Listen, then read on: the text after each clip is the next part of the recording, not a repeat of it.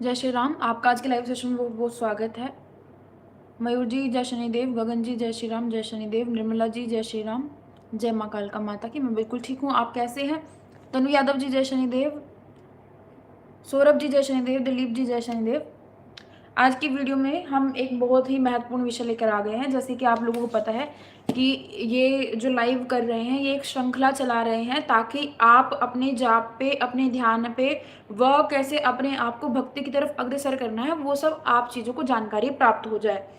This series is free of cost, ये बिना किसी कॉस्ट के आपको मिल रही है। और आज की इस वीडियो में हम बात करने वाले हैं संकल्प शक्ति की, या अगर आप किसी भी प्रकार की कोई भी सिद्धि प्राप्त करना चाहते हैं तो उसके लिए अति आवश्यक तत्व क्या है।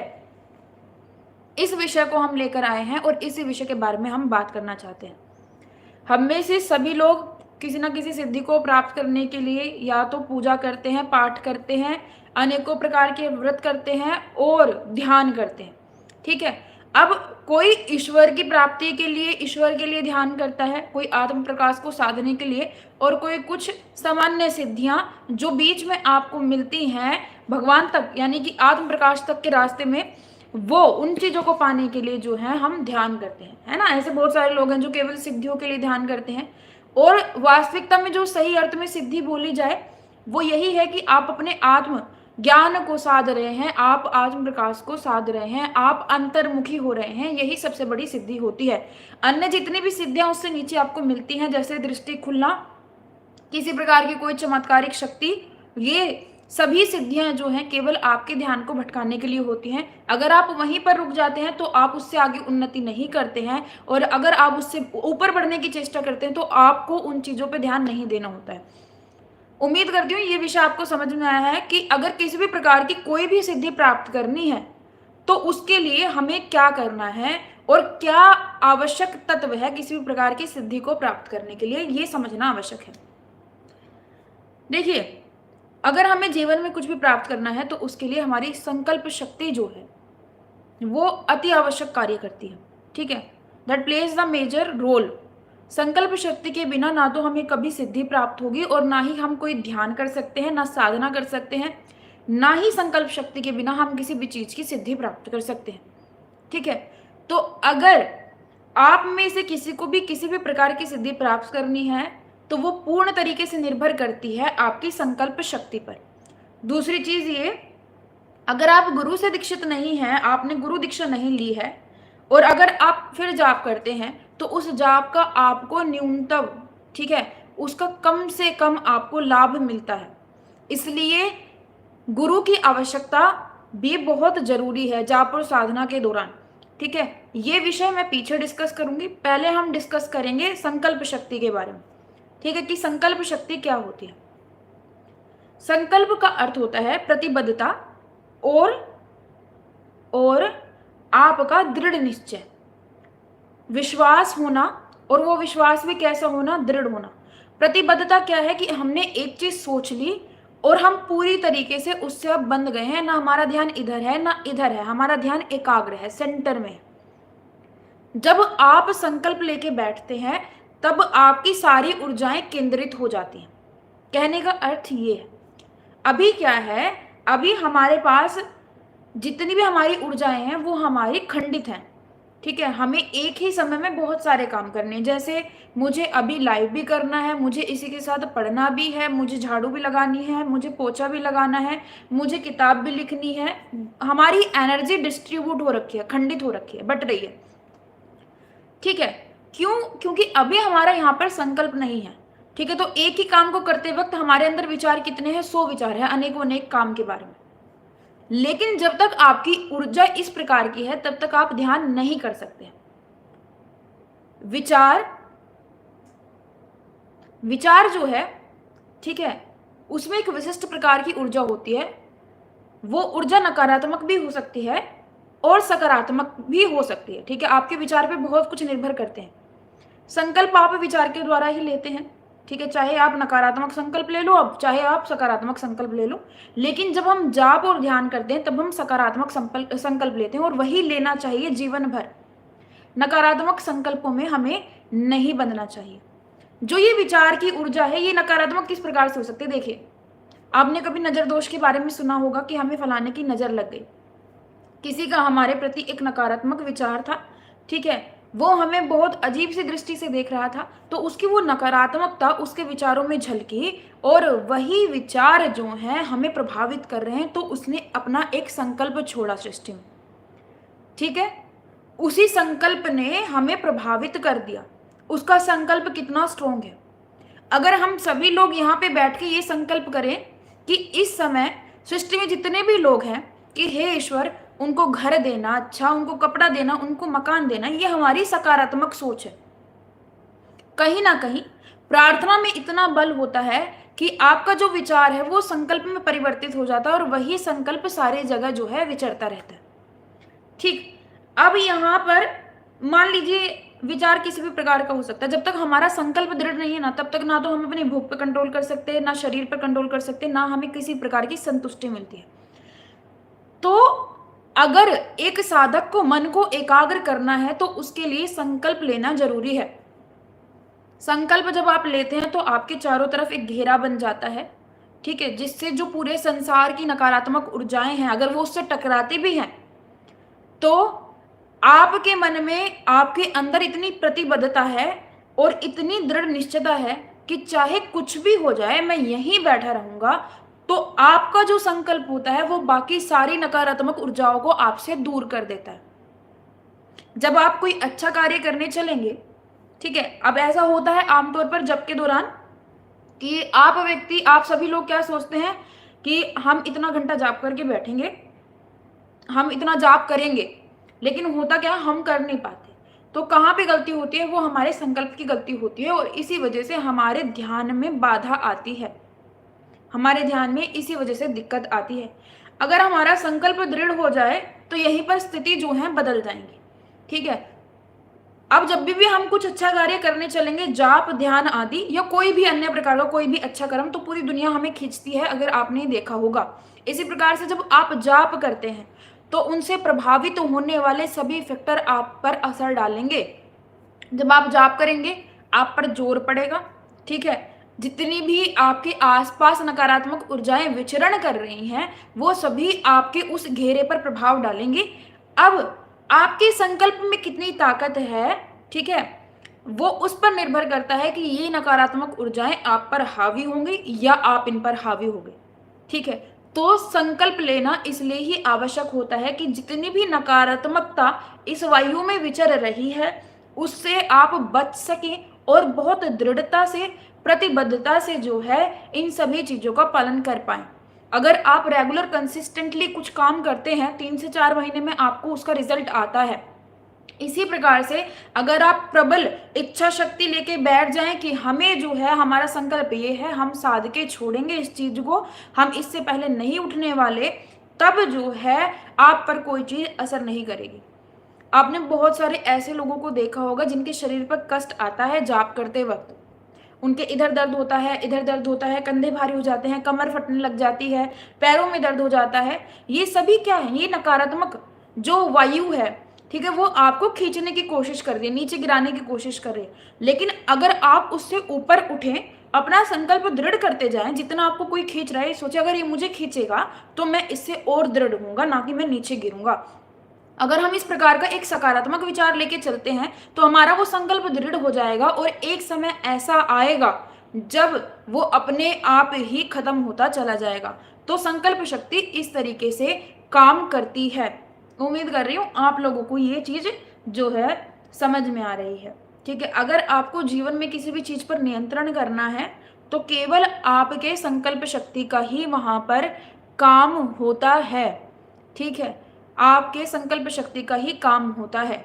अगर आपकी खुद की संकल्प शक्ति इतनी नहीं है तो आप देवता के ऊपर निर्भर हो जाइए, क्योंकि देवता, वैसे तो हम हर प्रकार से देवता के ऊपर ही निर्भर हैं, लेकिन अपने मन को तसल्ली देने के लिए देवता के ऊपर निर्भर हो जाइए कि अभी इस समय पर, इस क्षण पर मुझे ये कष्ट है, लेकिन मुझे ये पता है कि अगर देव मैं तुम्हारे हाथों में हूं, तुम मेरे पिता हो, तो पिता अपने पुत्रों को या पुत्रियों को कष्ट होते हुए नहीं देख सकता है। तो आप दूसरे के संकल्प पे काम करते हैं, ठीक है। तो इस चीज में अंतर समझने की कोशिश कीजिए। जब आपका मनोबल कमजोर है, जब आपके लिए कोई दूसरा जाप करता है, तो आप उसके संकल्प की सहायता लेते हैं और ऊपर उठते हैं। ठीक है, जब आपका मनोबल ताकतवर होता है तो सामने वाला व्यक्ति आपके संकल्प की सहायता लेके उठता है। इसी प्रकार से जितनी आप सकारात्मक सोच रखेंगे, जितना आप पॉजिटिविटी की तरफ बढ़ेंगे, आपकी जो संकल्प शक्ति है वो दृढ़ हो जाएगी, और इस संकल्प शक्ति के बिना आप किसी भी प्रकार की सिद्धि हासिल नहीं कर सकते हैं। तो अगर आप में संकल्प का भाव नहीं है, if you are not disciplined enough, ठीक है, अगर आप में जो है अनुशासन नहीं है अपनी चीजों को लेकर के, या आपको जो है ये कार्य करना है तो मतलब करना है, अगर आप में ये भाव नहीं आया, इस प्रकार की एक संकल्प शक्ति आपने अपने अंदर उजागर नहीं की, तो आप साधना नहीं कर सकते हैं। अगर आपने अपने दर्द पर ध्यान दिया, ठीक है, दर्द स्थायी नहीं है, दर्द जो है बहुत अस्थायी है। जो भी चीजें जीवन में हो रही हैं सब अस्थायी चीजें हैं, ठीक है, सब आएंगी और जाएंगी। किसी का जन्म हुआ है तो उसकी मृत्यु होनी है। हमें यही सोच विचार करके आगे जीवन में बढ़ते रहना है। आज दुख है, कल को सुख भी आएगा, ठीक है। तो ये क्या है, क्या दर्शाता है ये, कि ये सारी चीजें जो है बहुत अस्थायी है, ठीक है। आज दुख है तो कल सुख आएगा, अभी रात है तो कल दिन आएगा, ठीक है। इस प्रकार से एक सकारात्मक सोच लेते हुए हमें आगे बढ़ना है। अभी मुझे शरीर में दर्द हो रहे हैं जाप करते वक्त, लेकिन कुछ क्षण बाद ये शरीर के दर्द भी खत्म हो जाएंगे। ये विचारधारा भी हमें अपनी आगे रखनी है। जब इस प्रकार की विचारधारा हम आगे करके चलेंगे, तब जितना भी आपका जो मनोबल गिरा हुआ था वो धीरे धीरे आप देखोगे कि उठने लग जाएगा, ऊपर की तरफ बढ़ जाएगा, ठीक है। तो उम्मीद करती हूँ ये चीज आपको समझ में आए कि बिना संकल्प के किसी भी प्रकार की शक्ति नहीं प्राप्त हो सकती है। जब आप विनियोग कर रहे हैं जाप के दौरान, जब जो ऋषि हैं, जो आप अपने गुरुदेव का आवाहन करें, वो भी कहीं ना कहीं आपको संकल्प देते हैं। क्यों? क्योंकि अभी हम उस अवस्था पे नहीं है, उस अवस्था पे नहीं है जिस पर हम अपना संकल्प ऊपर उठा लें, है ना। ऐसा हमारे साथ बहुत सारे लोगों के साथ है जो बहुत ज्यादा नकारात्मकता से घिरे हुए हैं। ये चीज आपको समझने की आवश्यकता है। तो उस समय हम अपने गुरुदेव का हम हमेशा लेके चलते हैं, और हम जो है बाह्य चीजों में अपना एक संकल्प ढूंढते हैं कि हाँ, हम दूसरे के संकल्प के ऊपर आश्रित होकर जो है अपने मनोबल को धीरे धीरे बढ़ाएंगे। किसी के जीवन में कोई दुख आता है, लोग भागते हैं ना मोटिवेशनल स्पीकर्स को सुनने के लिए। ऐसे ही होता है ना। सुनील जी, टेलीग्राम का लिंक चैनल पर डाला हुआ है, आप जाके चेक करो, आप वहां से खुद ऐड हो सकते हो। ऐसे ही होता है, जब हम बहुत अत्यंत कष्ट में होते हैं तो हम जाते हैं और हम मोटिवेशनल स्पीकर्स को सुनते हैं। ऐसा क्या है? और उस संकल्प शक्ति पर आश्रित होकर हम अपने जीवन में आगे बढ़ने की कोशिश करते हैं, खुश रहने की कोशिश करते हैं। इसी प्रकार से जो है ये संकल्प शक्ति आपकी काम करती है। समझ रहे हैं आप? तो इसलिए संकल्प का होना आवश्यक है। जब आप जाप, साधना या ध्यान करने बैठ रहे हैं, अगर आपका संकल्प बार बार भंग हो रहा है, या तो आप उसको दृढ़ कीजिए या आप उस अभ्यास कीजिए, ठीक है। तो धीरे धीरे आपका संकल्प बढ़ जाएगा, और जितना आपका संकल्प बढ़ेगा किसी कार्य को करने के लिए, उतना आपकी उन्नति हो जाएगी। हाँ ठीक है प्रकाश जी, मैं लाइव आने से पहले आपको बता दिया करूंगी। हाँ सही कह रहे हैं आप, ज़्यादातर लोग मुझे लग रहा है कि शामिल नहीं हो पाते हैं, तो मैं कल लाइव आने से पहले आप लोगों को बताऊंगी, 1 घंटे पहले, 1.5 घंटे पहले सूचित कर दूंगी। और उसके बाद, क्योंकि ये वीडियो रिकॉर्ड करने से पहले बहुत सारी चीज़ों पर चिंतन और विचार करना पड़ता है। आपके लिए एक विषय ढूंढना है, क्या विषय समझाना है आज की वीडियो में, वो सब विचार करने में बहुत समय लगता है। फिर मेरे को जब लगता है कि हाँ अब ठीक है, अब इस विषय के बारे में चर्चा कर सकते हैं, हम तुरंत लाइव हो जाते हैं। पर ठीक है, मैं आपकी बात, आपका पॉइंट कंसिडर करती हूँ प्रकाश जी, ठीक है। तो यहाँ पर संकल्प शक्ति इस प्रकार से काम कर रही है। रहा है बेसिक जो चीज़ है ना, बेसिक से शुरुआत करते हैं। जब तक बेस नहीं है, जब तक हमारा नीचे का हिस्सा नहीं बना, जब तक पैर नहीं है, तब तक ऊपर का कुछ भी शरीर काम नहीं कर सकता, ठीक है। तो बेस बनाना बहुत जरूरी है। कल की वीडियो में हमने बहुत फंडामेंटल जो चीजें थी वो एक्सप्लेन की। आज की वीडियो में हम एक स्टेप ऊपर हैं। क्या पढ़ा रहे हैं आज हम? संकल्प शक्ति जरूरी है जिससे आप सिद्धि प्राप्त करते हैं, ठीक है। सिर्फ ये कहने मात्र से कि भाई, ये कहने मात्र से कि हम जाप कर रहे हैं उससे कुछ नहीं होता है। अगर आप नियमित रूप से जाप नहीं कर रहे हैं, अनुशासन में होके जाप नहीं कर रहे हैं, क्योंकि हमारा जो प्रेम का भाव होता है ना, अगर प्रेम की बात भी मैं करूं, जो कल की वीडियो में हमने डिस्कस किया था, वो भी हमारा इतना शुद्ध नहीं होता है।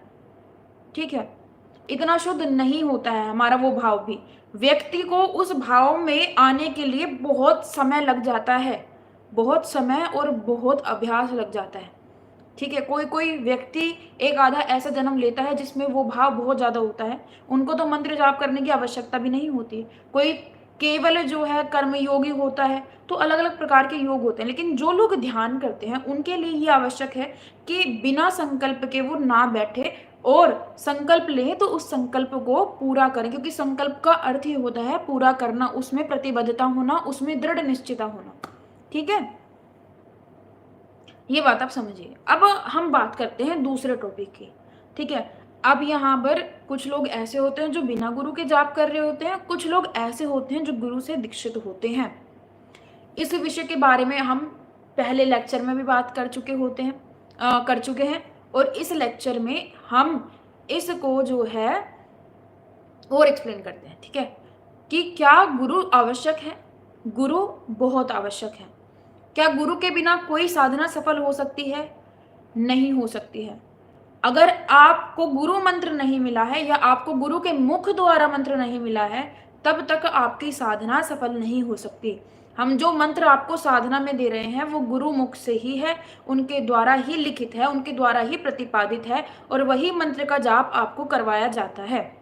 ठीक है, तो अगर आप गुरु के बिना जाप ध्यान करते हैं, उसका फल आपको न्यूनतम मिलता है, ना के बराबर फल मिलता है।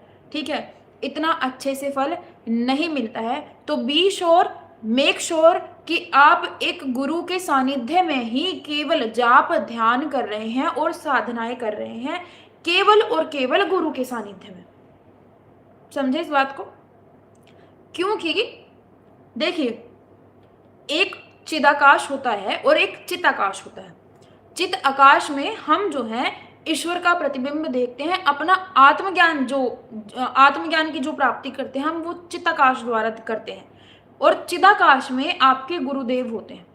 ठीक है, यानी कि जो गुरु का स्थान होता है वो आपका चिदाकाश होता है।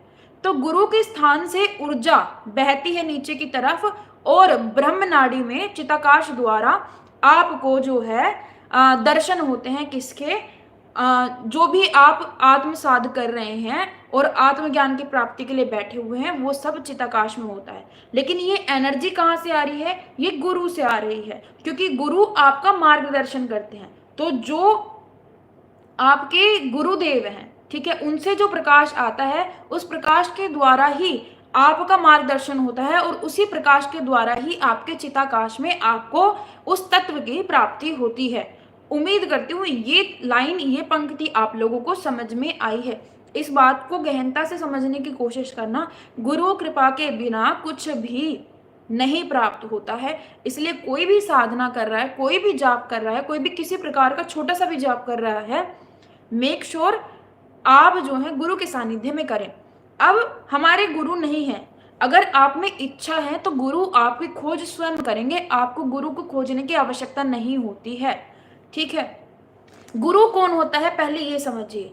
गुरु का अर्थ ये होता है कि जो आपको अंधकार से रोशनी की तरफ लेके जाए, यानी कि जो आप पर अज्ञान का आवरण लगा हुआ है उसको आप जो है,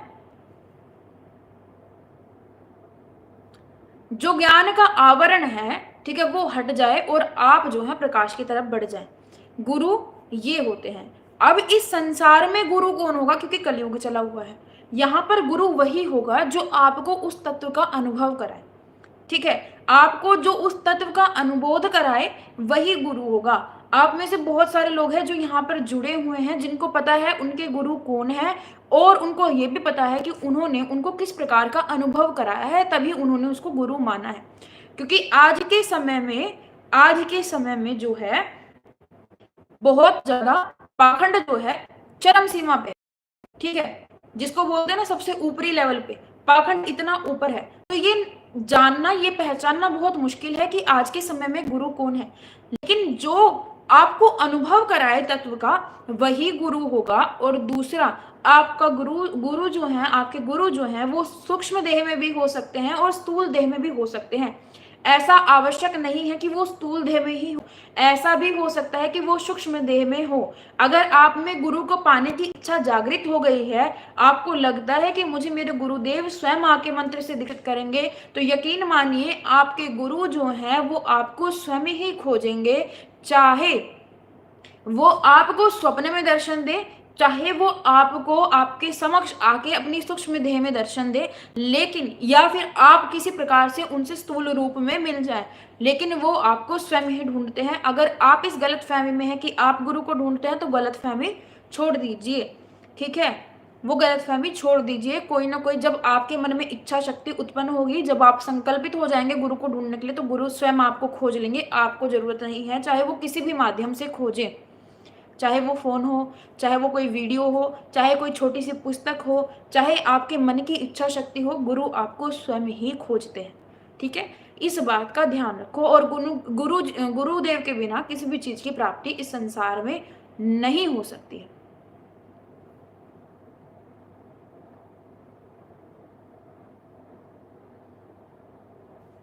हाँ, जैसे यहाँ पे लोकेश जी बोल रहे हैं ना कि गुरु आज तक किसी को बनाने का मन नहीं किया, लेकिन श्रद्धाम आने के बाद मनु भैया जी को दिल से गुरु मान लिया, वो ही रहेंगे मेरे जीवन में। उनको गुरु बनाने के बाद जीवन का अंधकार दूर हो गया है। तो कहीं ना कहीं लोकेश जी को इस चीज का अनुभव हुआ है। तो वास्तविक गुरु वही है जो आपको अनुभव कराए। मान लीजिए आप अंधकार में, आपसे कोई लूट खसोटी कर रहा है, तो फिर फायदा क्या है उस चीज का? उस चीज का कोई फायदा नहीं है, ठीक है। अब कुछ लोग यहाँ पे जो हैं बहुत सारी क्रियाओं से पीड़ित हैं। आत्मा ही गुरु होती है आकाश, ये बात सही है, लेकिन आपको उसका ज्ञान भी तो हो, ये भी तो बात होती है। देखिए, पता है होता क्या है, हमारे मन में इतनी मलिनता है ना इस समय, इतनी मलिनता है कि हमें एक बाहरी यानी कि अपने गुरुदेव की जो है संकल्प की आवश्यकता पड़ती ही पड़ती है। क्योंकि अगर हमारा मन जो है शुद्ध है, तो आत्मा हमारी गुरु है। लेकिन अगर हमारा मन मलिन है ना, तब हम आत्मा का वहां से संबंध नहीं स्थापित कर सकते हैं। क्यों? क्योंकि हमारे मन के जो मलिन विचार है ना, वो हमें उस अवस्था तक पहुंचने ही नहीं देंगे। इस चीज को आप गौर से सुनिए और समझिए, ठीक है। आत्मा आपकी गुरु है, बिल्कुल उचित बात है, लेकिन उसके लिए आपका मन जो है वो बिल्कुल स्वच्छ, साफ और शुद्ध होना चाहिए। तो फिर आपको किसी गुरु को बताने की या ढूंढने की आवश्यकता नहीं होती है। गुरु बनाने के लिए किसी व्यक्ति का जीवित होना जरूरी है? बिल्कुल भी नहीं है जरूरी। गुरु सूक्ष्म देह में और स्थूल देह में किसी में भी हो सकते हैं। और आपको इस चीज की चिंता करने की आवश्यकता नहीं है। गुरु आपको स्वयं मंत्र दीक्षित करेंगे और खुद ही खोजेंगे। यहाँ पे ऐसे बहुत सारे लोग हैं जिनको स्वप्न में ही मंत्र दीक्षा मिली होगी, ठीक है। आप में से अगर किसी को अनुभव हुआ हो ऐसा, क्योंकि मैं जितने लोगों से मिलती हूँ उनमें से बहुत सारे लोग ऐसे होते हैं जो मुझे ये बोलते हैं कि रात को गुरुदेव मेरे सपने में आए थे और उन्होंने मुझे बोला कि आप इस मंत्र का उच्चारण करो, तो वही आपका जो है दीक्षा मंत्र हुआ, ठीक है। अगर आप गुरु से सम्मुख होकर नहीं मिलते हैं तो वही हुआ। और आपके गुरु जो है सूक्ष्म देह में है, तो वो इसी प्रकार से आपको दर्शन देते हैं, ठीक है। या तो आपके समक्ष आके दर्शन देंगे या फिर आपके स्वप्न में दर्शन देंगे, ठीक है। तो उसकी चिंता आपको करने की आवश्यकता नहीं है। एक जो लोग ये तो बिल्कुल अच्छी बात है ना आकाश, इसका मतलब आपका हृदय साफ है। देखिए, मैं किसी को जज नहीं कर सकती, लेकिन होता क्या है, ऐसे बहुत सारे लोग हैं जिनके मन में मलिन विचार होते हैं। ऐसा आमतौर पे होता है, ह्यूमन बिहेवियर है। हम किसी के कॉन्टेक्ट में आते हैं, हमें गलत विचार आ जाता है, ठीक है। ह्यूमन बिहेवियर है, बहुत नॉर्मल सी चीज है। लेकिन वहां पर आप ही की संकल्प शक्ति भी तो काम कर रही है ना। मैं ये तो नहीं बोल रही ना कि जब भाई मन तो साफ भी हो सकता है, मन में तो किसी की करुणा भी हो सकती है, दयालुता भी हो सकती है। अगर कोई बहुत कोमल व्यक्ति है जिसका मन साफ है, वो बहुत सरल है, तो उसकी तो आत्मा ही उसकी गुरु है। अगर किसी के पास गुरु भी नहीं है, तब तक वो क्या करें? वो पंच देवताओं की पूजा कर सकते हैं, है ना। जो हमारे 5 प्रमुख देवता होते हैं उनकी पूजा कर सकते हैं, क्योंकि उनसे बड़ा तो विश्व गुरु कोई हो ही नहीं सकता। पंच देवताओं में कौन कौन आते हैं? भगवान शंकर आते हैं, माँ दुर्गा आती हैं, गणपति भगवान आते हैं, सूर्य भगवान आते हैं और विष्णु आते हैं। तो उनकी भी आप पूजा कर सकते हैं, समझ रहे हैं। जब तक गुरु नहीं है, आप मान लीजिए आपने रामचरितमानस पढ़ा, रामचरितमानस में से आपने राम शब्द सुना, तब तक के लिए आप राम नाम का जाप करें, फिर वही शक्ति आपको अपने गुरु से मिला देगी। और ये भी नहीं है कि पहली बार में आपको कोई मिला, उससे आपको कुछ अनुभव हुआ तो वही आपके गुरु हुए। हो सकता है वो केवल एक ऐसे तत्व हैं जो आपको आपके गुरु से मिलाने के लिए आए हैं। तो ये गुत्थियां तो जब सुलझती हैं जब आप वास्तविकता में आगे अपने जीवन में अनुभव करते जाते हो। ये अनुभव के साथ प्राप्त होता है। ठीक है, अब ये चीज समझना आप कि ये चीजें जो हैं अनुभव के साथ जो हैं प्राप्त होती हैं, कि आप किसी चीज से कनेक्ट हुए उसके बाद आपको गुरु मिल रहे हैं। ऐसे बहुत सारे संत महात्मा हैं जिनको पहले कोई और ऋषि मिले, कोई और मुनि मिले, फिर बाद में जाके उन्होंने कहीं अपने गुरु को खोजा। तो वो जो बीच में तत्व आते हैं वो भी आपको आपके गुरु से ही मिलाने आते हैं। ठीक है, ये चीज समझिए आप। ये प्रकृति है और प्रकृति इसी तरीके से काम करती है। प्रकृति इतने सुंदर तरीके से काम करती है कि जब मन का एक अच्छा विचार, ठीक है, और पूरी प्रकृति आपके साथ कार्य करने लग जाती है वहां पे। अगर आज आपने सोचा कि मेरे गुरु ये होने चाहिए, तो आप यकीन मानिए कि आपके साथ पूरी प्रकृति साथ देने लग जाएगी। एक संकल्प ले लीजिए आज कि मुझे ये करना ही करना है, फिर आपको ये पता चलेगा कि आपके आसपास जितने भी चीजें घटित हो रही हैं वो उसी से संबंधित घटित हो रही है। ठीक है, आज से ही चैनल जो है, जो जिस चैनल पे बैठ के मैं आप लोगों से बात कर रही हूँ, ये कम से कम भी 3 साल पहले खुला हुआ चैनल है। इस चैनल पे मैंने 2 से 3 महीने काम किया था। ठीक है, उसके बाद ही बंद कर दिया था क्योंकि वहां पे मेरा रुचि नहीं थी।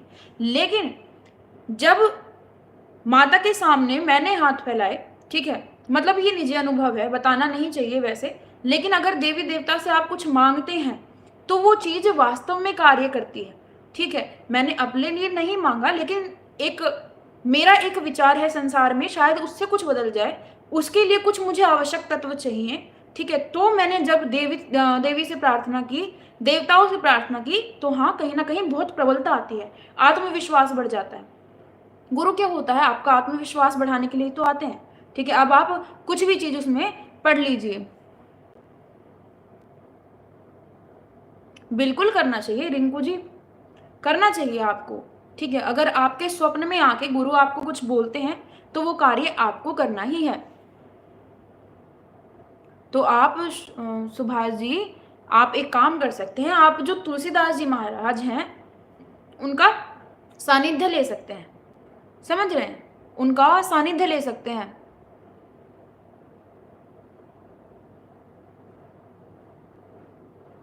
ये तो आपको धाम में आके पूछना पड़ेगा, ये आपको धाम में आके पूछना पड़ेगा कि इस प्रकार के स्वप्न का क्या अर्थ है। ठीक है, ये तो मैं आपको नहीं बता सकती, ये तो आपके गुरुदेव ही आपको बता सकते हैं। और अगर आपको क्लैरिटी नहीं आई है तो धीरे धीरे इसको लेके क्लैरिटी आ जाएगी, आगे भी कोई ना कोई स्वप्न आपको आ जाएगा। ठीक है, आपने चाहा ना सुभाष जी, आपने चाहा, मान लो। ठीक है, अब आप मान लो उसको दृढ़ता के साथ। आपने किसी को गुरु बनाना चाहा, उसको दृढ़ता के साथ मान लो। अब आपको आगे की चीजें अपने आप पता चल जाएंगी। आप मिलिए, जाइए, ठीक है, बात कीजिए, बैठिए और अपनी मन की बात जो है बताइए उनको। समझ रहे हैं, तो इस प्रकार से गुरु जो हैं काम करते हैं। आपको ऊपर उठाने में केवल गुरु का संकल्प ही काफी होता है। अब हम बात करते हैं कि जो अलग अलग प्रकार की क्रियाएं आप लोगों पर होती हैं, तंत्र क्रिया, कोई भी प्रेत विद्या आपके ऊपर होती है, देखिए बहुत गंदे काम है। तो इससे मुक्ति कब मिलती है, आप ये चीज समझिए, इन सब चीजों से मुक्ति कब मिलेगी। एक शुरुआती लक्षण देखिए क्या होता है, जब आप पे जो वायु की नकारात्मकता है वो आप पर हावी होती है, जब उससे क्या होता है कि आपका मनोबल सबसे पहले गिरता है। जैसे ही आपका मनोबल गिरा, आपके मन में हजारों प्रकार के विचार आने शुरू हो जाते हैं और सबसे पहले क्या जाती है, बुद्धि जाती है। आप एक कर्म देखिए, कर्म कैसे चलता है, मनोबल गिरा, हजारों प्रकार के विचार आए, उसमें से बहुत सारे गलत विचार आए, मनोबल गिरते ही आपके विचार खंडित हो गए, अब आप एकाग्र नहीं हो पा रहे, तो आपका संकल्प टूट गया। सबसे पहले क्या टूटा, संकल्प टूटा। जब संकल्प टूट गया तो अब आप ऊपर कैसे उठोगे, क्यों, क्योंकि जब संकल्प टूट जाता है तो आपके पास मार्गदर्शन भी नहीं रहता। अब आप बहुत सारे लोगों के पास भागोगे, आप उल्टी सीधी जगहों पे जाओगे। और ऐसे भी लोग होते हैं जो जब तक आप उनको पैसा दोगे तब तक तो वो आपको ठीक रखेंगे, लेकिन जैसे ही आपने पैसा देना बंद किया, क्रिया आप पर उल्टी। ठीक है, यहां पर मैं आपको एक उदाहरण देना चाहूंगी। सबसे पहले ये समझिए तंत्र क्या होता है। तंत्र अगर बोला जाए तो निर्मला माता कहती हैं कि तंत्र तो हमारी कुंडलिनी को ही कहा जाता है। जो हमारी कुंडलिनी शक्ति है वही वास्तविकता में तंत्र होता है, और हम सबसे बड़े तांत्रिक होते हैं। ऐसा कौन बोलता है? ऐसी रेफरेंस दी है निर्मला माता ने स्वयं।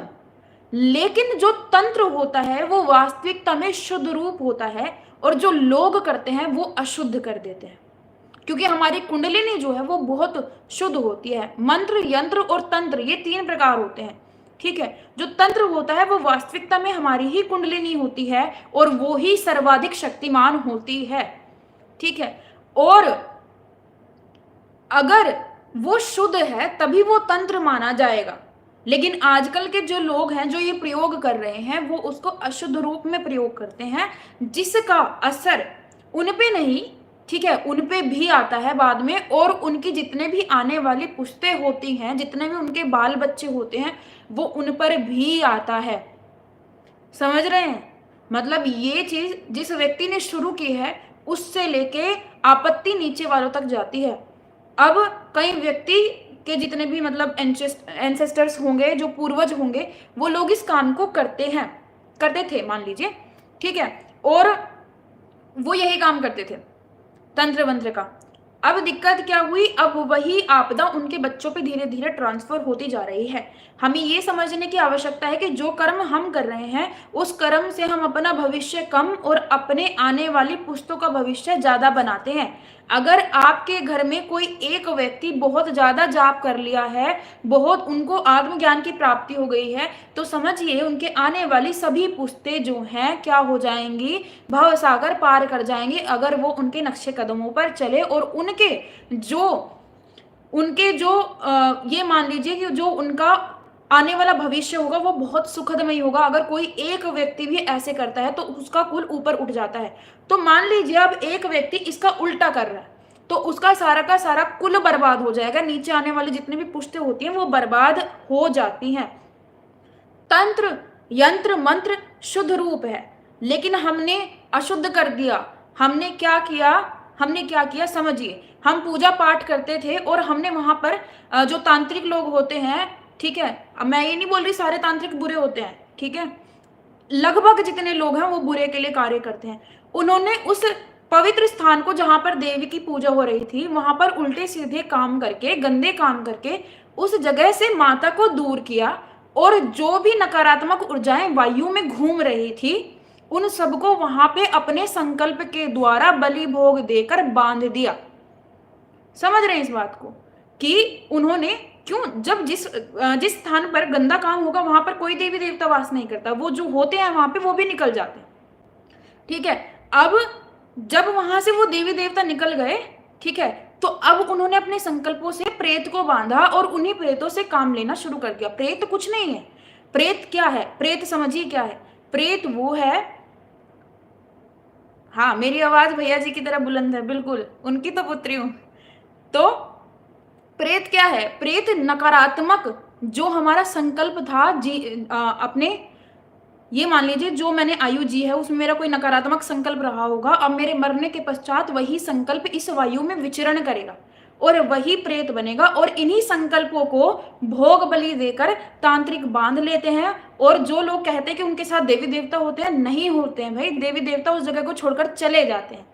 देवी देवता उस जगह को छोड़कर चले जाते हैं, फिर वहां पे जो कार्य कर रहा होता है वो मलिन विचार, मलिन सूक्ष्म देह, क्योंकि स्थूल और आत्मा के बीच में एक देह और आती है सूक्ष्म देह, जो आपके मन के विचार होते हैं, वही आपका संकल्प होता है। इस बात को समझने की कोशिश कीजिए, ठीक है, और वही सारे में विचरता है। अगर संकल्प शुद्ध है, अगर आपका कोई पितृ साफ है तो वो आपका भला करेगा। लेकिन अगर संकल्प गलत है, किसी के मरने से पहले ये इच्छा थी कि मैं बहुत इस संसार का भला करूंगा, मुझे ये करना है, मुझे ये कार्य करना है, तो वो एक अच्छे संकल्प में बाहर निकले। अब वो आपका क्या करेंगे, वो आपका भला करेंगे। जैसे बहुत सारे लोगों के ऐसे गुरु होते हैं जो शुद्ध संकल्प में इस वायु में विचरण करते हैं, तो वो भला करते हैं। लेकिन कुछ लोगों के अंदर होते हैं वो डेविल वाले विचार, ठीक है। वो कैसे विचार होते हैं, डेविल कह रही हूँ, राक्षसों वाले विचार होते हैं, ठीक है। मेरी बुद्धि भर गई है ये सब देख देख के। पॉडकास्ट जो चल रही है ना आजकल की उल्टी सीधी, पता नहीं क्या क्या बोलते हैं, उनके शब्द भी मेरे मुख पे आ रहे हैं आप।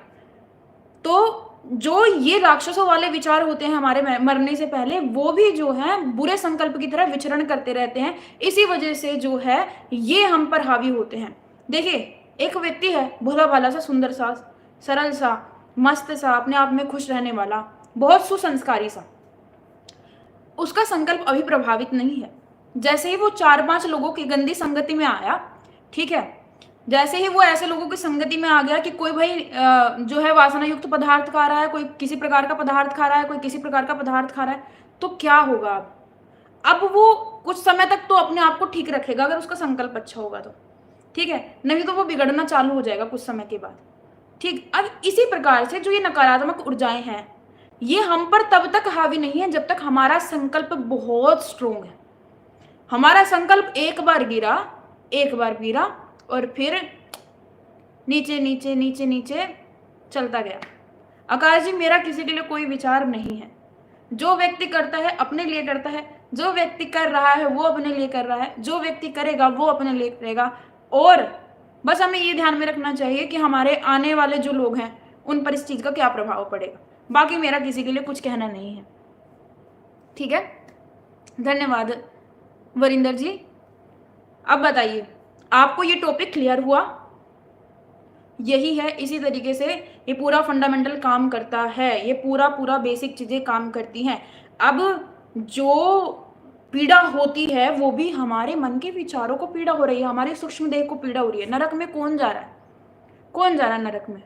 नरक में कौन? नरक क्या होता है? नरक हम जीते जी भोगते हैं, ठीक है। नरक हम भोग रहे हैं, नरक हम भोगेंगे, हम बस नोटिस नहीं कर रहे हैं। लेकिन जो हमारे मन के खराब विचार हैं वही तो नरक भोग रहे हैं, वही तो प्रताड़ित हो रहे हैं, क्योंकि वो कहीं ना कहीं आजाद भी होना चाहते हैं। जैसे ये जो गंदे संकल्प होते हैं ये मुक्ति पाना चाहते हैं, लेकिन इनको एक तांत्रिक अपने संकल्पों द्वारा बांध के मुक्त होने नहीं देता है, ठीक है। तो ये चीज आपको समझने की, विचार कीजिए, खुद कुछ भी विचार, मतलब खुद भी कुछ विचार आप कीजिए, आप जो है मेरे विचारों से सहमत होइए। और अगर मैं गलत बोल रही हूँ, अगर आपको लगता है कि हाँ मुझे ठीक नहीं लगा, तो आप वो पॉइंट आउट कीजिए, हम उस पर दोबारा विचार करेंगे, फिर वो दोबारा ठीक होगा, फिर हम कुछ लाएंगे नया, फिर आप दोबारा विचार करना, ठीक है।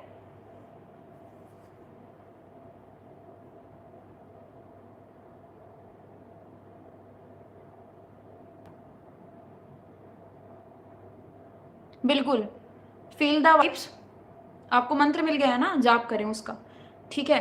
मैं मार्गदर्शन करने वाली नहीं हूँ, आपके जो गुरु हैं जिनको आपने अपने मन से माना है ना, वही आपका मार्गदर्शन कर रहे हैं। आपको स्वप्न में आके दर्शन दे दिए हैं, मंत्र दे दिया है, बिल्कुल उचित है, आप उसका जाप करें। आपको जाप करते करते स्वयं दिशा मिल जाएगी। जो लोग रेंट पर रहते हैं उनके ओनर नॉनवेज या कुछ तामसिक काम करते हैं, क्या उसका असर रेंट पर रहने वाले पर होगा? देखिए, जो लोग रेंट पर रह रहे हैं उनके लिए मैं एक बात बोल देना चाहूँगी, जब तक हम आप अपनी ज़मीन पे होते हैं ना, और हमारे कोई बहुत शुद्ध पूर्वज हैं, वो हमारी सुरक्षा करते हैं। अब हम जब रेंट पे जाते हैं तो उनके घर के भी जो पूर्वज होते हैं ना, जिसके घर पे आप रेंट पे गए हो, ठीक है, अगर वो अशुद्ध रूप में विचरण कर रहे हैं तो वो तो आपके लिए प्रेत हुए, ठीक है। वो आपके लिए प्रेत हुए, उनके ही तो पितर हैं, आपके लिए तो वो प्रेत हुए। तो वो तो आप पर कहीं ना कहीं बहुत बुरा प्रभाव डालने लगते हैं। इसलिए कभी कभी क्या होता है, व्यक्ति जैसे शिफ्ट करता है, व्यक्ति जैसे अपने घर से एक रेंट के घर पे शिफ्ट करता है, उसकी दिक्कतें बढ़ती चली जाती हैं। क्यों? क्योंकि वहां पर आपके पितर नहीं है, आपकी सुरक्षा करने के लिए उस स्थान पर किसी और के पितर हैं, ठीक है। सिकंदर जी, कल वाली वीडियो देखिए, आहार पे जो वीडियो है, कुछ परहेज नहीं करना होता है, केवल अपना खाना साफ कर लो, तामसिक चीजों को छोड़ दो, ठीक है। उसके उसके अलावा कुछ नहीं होता है, कुछ भी नहीं होता है, ठीक है। और तपश्चर्या जो तपस्या करते हैं आप, ठीक है, उसको अभ्यास में लेके आइए। मुझे पता है आप लोग बहुत जाप करते हो, ठीक है, और बहुत सारे लोग तो बहुत ही जाप करते हैं यहाँ पे, ठीक है। उनको केवल ये लगता है कि कोई ऐसा व्यक्ति हो बीच में जो मेरे को बता दे कि हाँ हम ठीक कर रहे हैं, बाकी वो लोग स्वयं खुद कर लेते हैं सब कुछ। और मुझे पता है आप लोग भी स्वयं खुद कर लोगे सब कुछ। हाँ, हमें भी बहुत दिक्कत हो रही है जब से हमने शिफ्ट किया है। उसका क्या है, उसका क्या करें। देखिए, हमने तंत्र की बात करी, इस तंत्र को काटा कैसे जाता है, अब इसकी बात कर लेते हैं, ठीक है। हमने तंत्र की बात की कि शुद्ध तंत्र क्या होता है, और जो ये लोग करते हैं ये अशुद्ध होता है सब कुछ, ठीक है। शुद्ध तंत्र तो हमारी कुंडलिनी ही है, और वो कभी किसी का बुरा नहीं चाहेगी, ठीक है। और अगर कोई व्यक्ति जिसका खुद का चक्र अशुद्ध है वो दूसरे की कुंडलिनी को छूता है तो वो सबसे बड़ा पाप करता है, ठीक है, वो सबसे बड़ा पाप करता है दुनिया में। अब ये देखिए कि इस तंत्र को काटा कैसे जाए, जो ये प्रेत बाधा लग गई है इसको काटा कैसे जाए। ये सिर्फ कटेगी तभी तब जब आपका संकल्प मजबूत होगा, आपका ओरा क्लीन होता चले जाएगा, ठीक है। ओरा क्लीन होने का अर्थ ये है कि आपका संकल्प मजबूत हो गया, आपकी दृष्टि में सब कुछ जो है सकारात्मकता से आप आगे बढ़ रहे हो, आप प्रकाश की तरफ बढ़ रहे हो, यही चीज होती है। या तो आपके गुरुदेव के संकल्प से वो कटेगा, जैसे सामने वाला व्यक्ति आपके लिए मंत्र जाप कर रहा है तो उसके जपते जपते इतना समय हो गया है कि वो सिद्ध हो गए हैं, और उनकी जो सिद्धि हुई है, उनकी जो वाक सिद्धि हुई है, उस मंत्र से आपका वो तंत्र कट जाएगा, ठीक है। दूसरा, आपका खुद का जाप जो गुरु द्वारा दिया गया है वो भी आपके इस तंत्र को काटने में मदद करेगा पूर्ण तरीके से। कब ये चीजें हम पे प्रभाव नहीं डालेंगी, जब हमें आत्मसात कर लेते हैं, हम आत्मज्ञान की प्राप्ति कर लेते हैं, या पूर्ण तरीके से हमारा ओरा क्लीन हो जाता है, तभी इन चीजों का प्रभाव पड़ना बंद हो जाता है। अगर आपके अंदर ये विचार आ जाता है ना कि किसी तांत्रिक ने मेरा बुरा किया, मैं जाके उसका बुरा कर देता हूँ, ये सबसे घिनौना विचार है आपका, क्योंकि वहां पर आपकी सोच भी जो है तांत्रिक जैसे हो गई है। तो हमें उस प्रकार से नहीं सोचना है। हमारा कोई भी कितना भी बुरा करे, हमें सकारात्मक सोचना है कि हमारे साथ जो शक्ति खड़ी है, वो जो आत्मविश्वास है, वो जो ईश्वर शक्ति हमारे साथ खड़ी है, उससे ताकतवर इस संसार में कुछ है नहीं। तो वो स्वयं देखेंगे अब इनके साथ क्या करना है। हमें ये चिंता करने की आवश्यकता नहीं है कि सामने वाले व्यक्ति का क्या करना है या क्या होगा। क्लीन, ठीक है, क्लीन यही बात है। आप मंत्र जाप करें, केवल केवल मंत्र जाप करें, फील द वाइब्स, आपको अपना मार्गदर्शन स्वयं मिलेगा।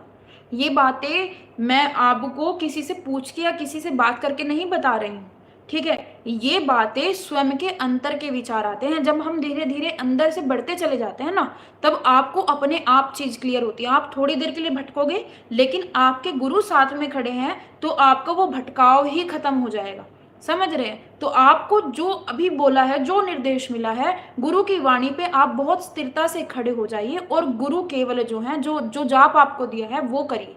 उसके बाद का मार्गदर्शन भी आपको स्वयं मिलेगा। हाँ, तो वही तो आपके गुरु हुए, मैंने कब मना किया है। तो वही तो गुरु हुए, उनकी तो बात कर रही हूँ मैं, जिन्होंने आपको स्वप्न में आके दर्शन दिए हैं, ठीक है। उन्होंने आपको मंत्र दिया है, इसका मतलब तो ये है ना कि आपको अनुभव प्राप्त हुआ। आप जब जाप करेंगे तो और अनुभव प्राप्त होगा।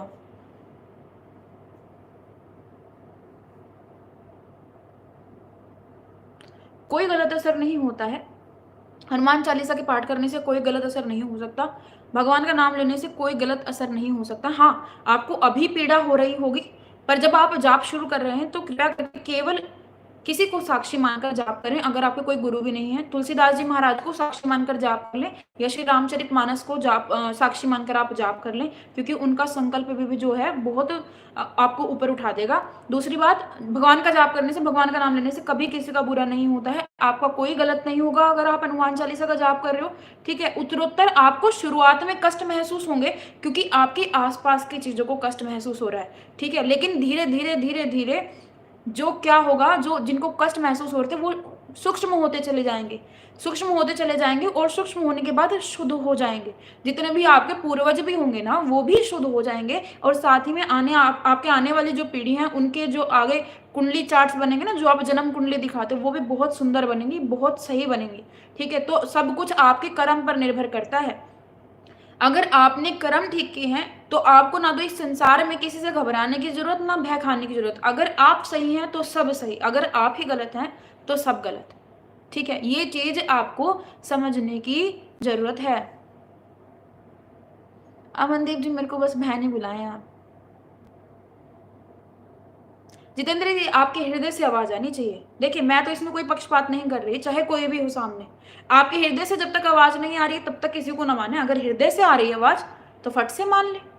आपको पता है आपका हृदय कैसा है, ठीक है? आपके अलावा आपको आपसे बेहतर कोई नहीं जानता है। बिल्कुल कर सकते हैं, बिल्कुल कर सकते हैं। जितने भी संत महात्मा जो सिद्ध सिद्ध हो चुके हैं उनको भी आप साक्षी मानकर पाठ कर सकते हैं, ठीक है? साक्षी मानकर पाठ कर सकते हैं। और मैंने कल भी बताया था, आज भी मैं वापस बता रही हूँ, बिल्कुल मान सकते हैं कैलाश जी। आज भी मैं आपको वापस बता रही हूँ, हनुमान चालीसा में जहाँ पर तुलसीदास जी महाराज का नाम लिखा है, कृपया करके उसको वैसे ही पढ़ें, ठीक है? क्योंकि जब आप भक्ति करते हैं तो आपको जो फल प्राप्त होता है उसका कहीं ना कहीं 10वां अंश आपके गुरु को भी प्राप्त होता है या उनको भी प्राप्त होता है, तो उनकी शक्ति और बढ़ती है। इसी प्रकार से जब ये अच्छे में गया तो ये बुरे में भी जाता है, ठीक है? मान लीजिए आपने अपने बहुत सुंदर से गुरु द्वारा लिखी हुई एक स्तुति पढ़ी जिसका फल आपको प्राप्त हुआ, तो उसका कुछ 10वां अंश जो है आपके गुरु को प्राप्त होता है, जो उनकी ऊर्जा को बढ़ाता है और वो उस ऊर्जा से वापस इस संसार का भला करते हैं। अब यहीं पर किसी तांत्रिक के पास आप पहुंच गए, जो व्यक्ति उल्टी सीधी क्रिया कर रहा है, ठीक है, आप उनको कोई बलि भोग दे रहे हैं, तो उनसे उनका आपको जो है बुरा फल मिल रहा है और उनके उनका तेज है वो बढ़ता जा रहा है गलत कार्य करने का। समझ रहे हैं? तो अच्छे और बुरे में इतना ही फर्क होता है। बहुत अच्छी बात है, ठीक है, ठीक है, जितेंद्र जी कर सकते हैं। उम्मीद करती हूँ आपको ये टॉपिक आज का क्लियर हुआ है, ठीक है? मैंने बहुत कोशिश की है कि आपको इसको ठीक से समझाऊं। उम्मीद करती हूँ आपने इसको सही शब्दों में समझा होगा, ठीक है? इसको कहीं से भी गलत इंटरप्रेट मत करना। जो मैंने बताया है आपको, ठीक है, उसको वैसे ही सोचना, वैसे ही क्लियर रखना, ठीक है? उसको इल्झाना नहीं, इधर उधर कभी घुमा दो सारी चीज़ों को। और अगर मुझसे गलती से कुछ मेरे मुख से गलत शब्द निकल गया हो तो उसके लिए मैं बहुत बहुत माफ़ी चाहती हूँ, उसके लिए मुझे क्षमा कर देना। अगर किसी को भी कुछ भी चीज़ का, छोटी सी भी चीज़ का बुरा लग गया हो तो मैं नादान हूँ अभी, ठीक है? और उम्मीद करती हूँ आप मुझे क्षमा कर देंगे उस चीज़ के लिए।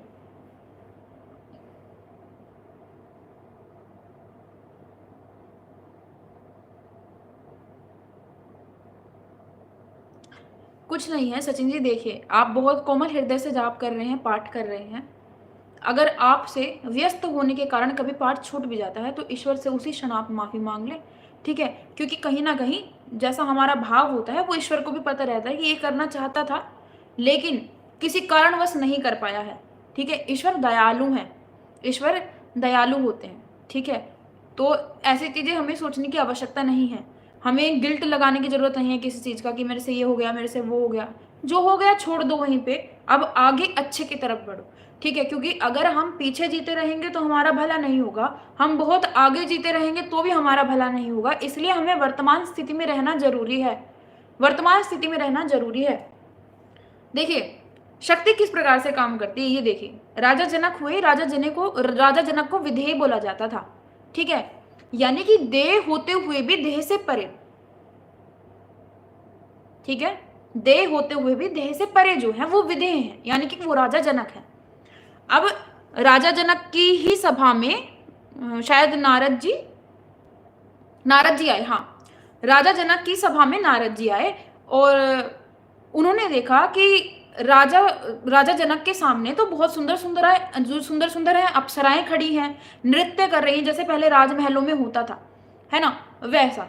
तो वो कहते हैं कि ये तो विधेय कहते हैं लोग तो इन्हें, तो ये विधेय कैसे हो गए? अगर ये जब सारा का सारा सुख भोग रहे हैं, समस्त संसार का सुख भोग रहे हैं, इनके पास सब कुछ है, ठीक है, हर प्रकार का ऐश्वर्य है, खाने में ऐश्वर्य है, सब चीजों का ऐश्वर्य है, ठीक है, कोई बात नहीं अमनदीप जी, तो ये विधेय कैसे हो गए? उनके मन में ये विचार आया। राजा जनक ने क्या किया, उनके हाथ में कटोरी दे दी, उसमें दूध भरा हुआ था ऊपर तक। राजा जनक ने बोला आप एक काम करो नारद जी, आप तीनों लोग भ्रमण करके आओ, ठीक है? अच्छा, वो तीनों लोग भ्रमण करना भी है और उस कटोरी में से दूध गिरना भी नहीं चाहिए। अब नारद जी जो हैं उस कटोरी को लेके जाते हैं और तीनों लोग भ्रमण करके आते हैं। अच्छा, अब विधेय जी कहते हैं, यानी कि जनक जी कहते हैं, तो नारद जी बताइए आपने तीनों लोकों में क्या देखा? नारद जी कहते हैं मैंने तो कुछ भी नहीं देखा। तो जनक जी कहते हैं ऐसे कैसे? जब आप तीनों लोक घूम के आए हो तो आपने देखा क्यों नहीं कुछ? कह रहे क्योंकि मेरा ध्यान तो केवल किस पे था, उस कटोरी पे था कि वो दूध ना गिर जाए, इसी वजह से मैं कुछ आसपास का देख ही ना पाया। उन्होंने ये बात बोली। तो राजा जनक ने भी यही बात बोली कि चाहे मेरे आसपास कुछ भी चल रहा हो, लेकिन मैं अंदर से अंतर्मुखी हो चुका हूं, इसलिए ये सब जो है होते हुए भी, ये सब मेरे आसपास होते हुए भी मुझे इन चीजों से कोई अंतर पड़ता ही नहीं है। इसी प्रकार की हमारी संकल्प शक्ति भी होनी चाहिए, इतनी दृढ़ कि आसपास चाहे कुछ भी हो, हमारा ध्यान केवल वहीं केंद्रित होना चाहिए। ठीक है।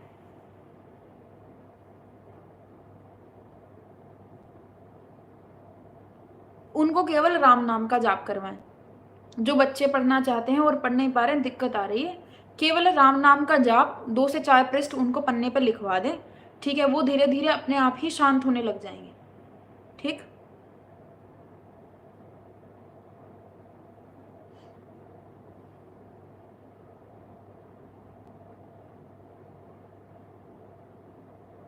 तो आपको आने वाली घटना का बोध हो गया था ना एसकेटी ब्रोस? अभी आप ठीक है? शुरुआत में आती है कैलाश जी, देखिए आप किसी चीज को खोलने के लिए चल रहे हैं। ठीक है, शुरुआत में वो आप पर प्रभाव भी डालेंगे और आपको जो है वो दबाव भी देंगे, लेकिन उनसे धीरे धीरे आपको आराम मिलेगा।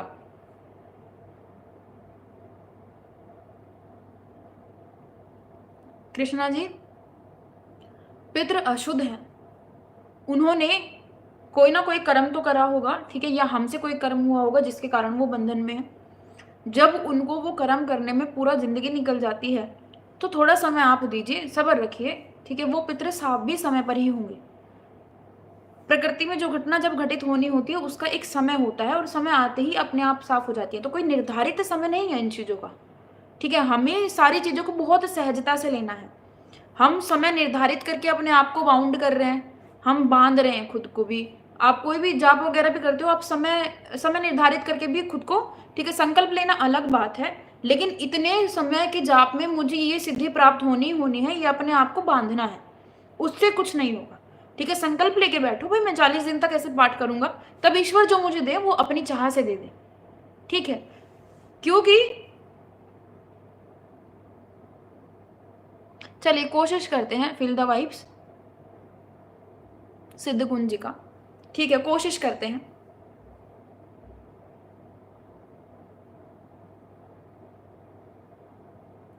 मिस्टर कारीगर अभी नहीं हो रही है, अभी बस साधना चल रही है। उस साधना में आपके ऊपर बहुत सारी चीजें निर्भर करती हैं। अगर दोष है तो दोष पहले कटते हैं, उसके बाद आपका जो है सब कुछ होता है। ठीक है,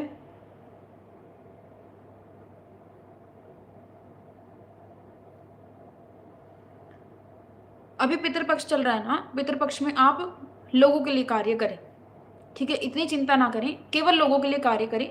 जो लोग भूखे हैं उनको अन्नदान दें। अन्नदान करने से आपकी आधे से ज़्यादा चीज़ें सोल्व हो जाती हैं। जब आप अन्नदान करते हो, जब आप दूसरे को खाना खिलाते हो, ठीक है, तब आपका खुद का भी जो है बहुत सारी चीज़ें जिनमें आपको परेशानी आ रही थी, अन्नदान महादान होता है, वो सारी की सारी चीज़ें खुलनी शुरू हो जाती हैं। ठीक है, आप जाओ, किसी भी दिन जाओ, 2 अक्टूबर से पहले आप कृपया करके कहीं ना कहीं आस पड़ोस में चाहे एक व्यक्ति को खाना खिलाना हो, खाना खिला के आइए। क्यों नहीं लगता है जाप? क्यों नहीं लगता है जाप? लगता है।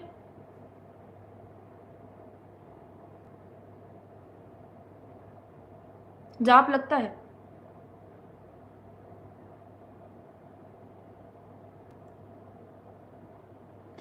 पीरियड में जाप कर सकते हैं। हाँ देखिए, ये थोड़ा सा औरतों के लिए बहुत सोचने समझने का विषय है।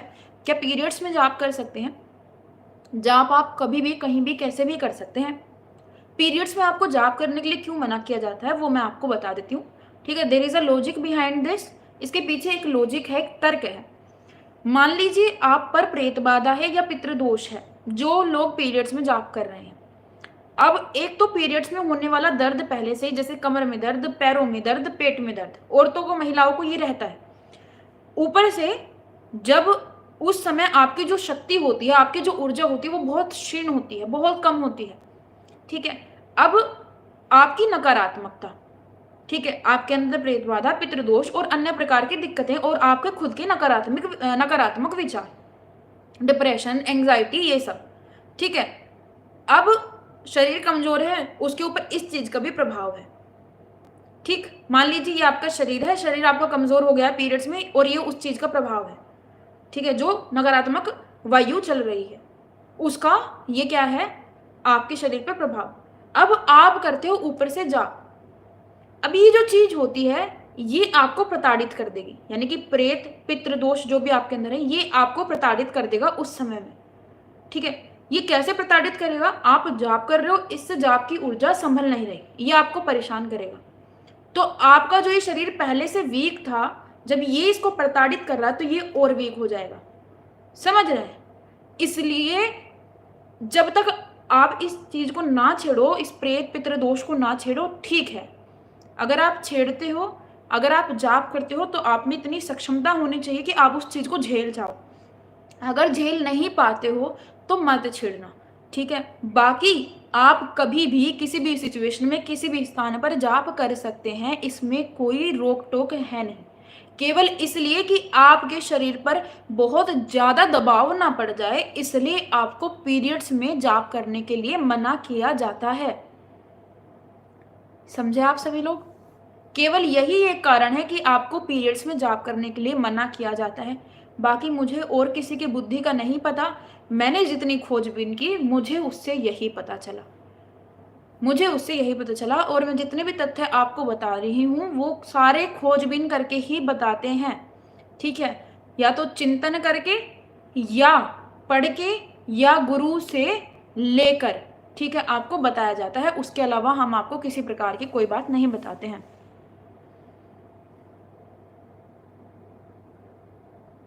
बिना समय के जब आपके पीरियड्स हो रहे हैं तो अर्थ ये है कि वो आपकी टाइमिंग नहीं है, वो आपको दबाव के कारण हो रहे हैं, ठीक है। आप जाप कर सकते हो, वो अपने आप ही बंद हो जाएंगे, उससे डरने की जरूरत नहीं है, ठीक है। बिना कारण बिना समय के जिन औरतों को पीरियड्स आ रहे हैं, प्लीज अंडरस्टैंड, वो आपकी नहीं है, वो आपके आए हैं क्योंकि वो जो है दबाव के कारण आए हैं। और ये विषय सभी के लिए समझने के लिए आवश्यक है, चाहे पुरुष हो चाहे महिला हो, ठीक है। हमारा जो समाज था वैदिक काल में वो हमारा मातृ प्रधान समाज था, और मातृकाओं की पूजा की जाती थी, माताओं की पूजा की जाती थी उस समय पर। और आज जो हमने ये समाज पलट दिया है, ये केवल हमारी जो है विचारधारा है कि ये पुरुष प्रधान समाज है, जबकि ये जो समाज है ये समाज पुरुष और महिला प्रधान दोनों है, ठीक है। तो यहाँ भी विषय प्रचलित हो रहे हैं या चल रहे हैं वो दोनों को है, दोनों को ही समझने की आवश्यकता है, क्योंकि आपके घर में भी बहू हैं, बेटियां हैं, उनकी सुरक्षा आपकी जिम्मेदारी है। पुरुष के ऊपर वास्तव में बहुत सारी जिम्मेदारी होती है, ठीक है। और इसलिए पत्नियों के लिए उनके जो पति देव होते हैं वही देवता समान होते हैं, और उनकी सबसे ज्यादा इज्जत करनी चाहिए, क्योंकि एक पुरुष ही है जो सब कुछ सहेगा भी और तुम्हें कुछ बोलेगा भी नहीं, ठीक है। ये समझिए, पुरुष का जीवन सबसे संघर्ष वाला जीवन होता है, स्त्रियों का जीवन भी होता है, ऐसी बात नहीं है संघर्षशील, लेकिन पुरुष का मैं मानती हूँ अत्यधिक होता है। पुरुष का जीवन जो है, मुझे जहां तक लगता है, मैंने जहां तक आकलन किया है, उसका अत्यधिक होता है, क्योंकि उसको सब कुछ करना भी पड़ता है, नहीं करेगा तो पूरे संसार के ताने भी सुनेगा, और उसको ना तो वो अपने आंसू दिखाता है ना कुछ दिखाता है, और उस जीवन को, पूरे जीवन को जो है संघर्ष में निकालता है पुरुष। महिला रो लेती है, ठीक है, महिला निकाल देती है बता के अपने पतियों को, लेकिन पति बहुत कम बोलते हैं। यानी कि पुरुष प्रधान समाज भी बोल रहे हो तो कम से कम पुरुषों को बोलने का अवसर दीजिए, है ना। लेकिन उस दौरान मेरे साथ ऐसा हुआ कि मेरा पाठ पूरा नहीं हुआ, तो क्या पूजा लगती है? नहीं। देखिए, अगर आपका पाठ पूरा नहीं होता है, आपने कुछ बोल दिया है, ठीक है, और वो पूरा नहीं होता है, तो उसका दोष लग जाता है। इसलिए या तो आप उस पाठ को पूरा कर लीजिए अब, और माफी मांग लीजिए हाथ जोड़कर कि हमसे वो पाठ अधूरा रह गया था, ठीक है, किसी कारण। तो केवल एक आप क्षमा याचना भी करेंगे, ठीक है। और दुर्गा सप्तशती के पीछे तो क्षमा याचना दी भी हुई है, ठीक है, क्षमा याचना दी भी हुई है तो आप वो भी पढ़ सकते हैं।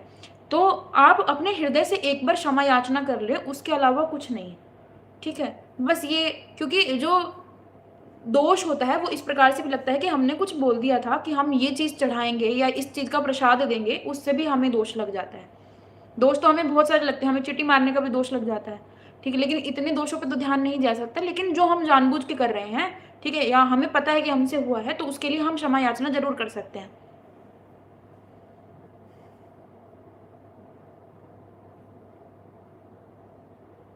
नवरात्रि में आप माता के जाप कीजिए, ठीक है। बाकी आपको जो पसंद हो, आपके हृदय से जो मंत्र निकलता हो, आप उसका जाप कीजिए, ठीक है, क्योंकि आप उसको सबसे बेहतरीन तरीके से कर पाएंगे, ठीक है। चलिए, आज की वीडियो में इतना ही। आपसे मुलाकात होगी कल एक नए विषय के साथ, एक सुंदर विषय के साथ, ठीक है। आप सभी को जय श्री राम।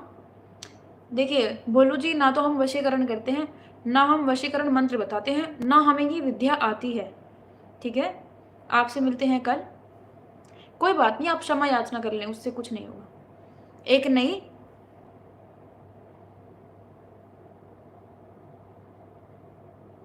ठीक है, कैलाश जी, मैं आपका ये सवाल कल के उसमें लेती हूँ, ठीक है। कल के सेशन में आपका सवाल लेती हूँ कि कैसे पता चलेगा कि जब जाप जो है सही दिशा में चल रहा है, नहीं चल रहा है, क्योंकि थोड़ा सा लंबा टॉपिक हो जाएगा।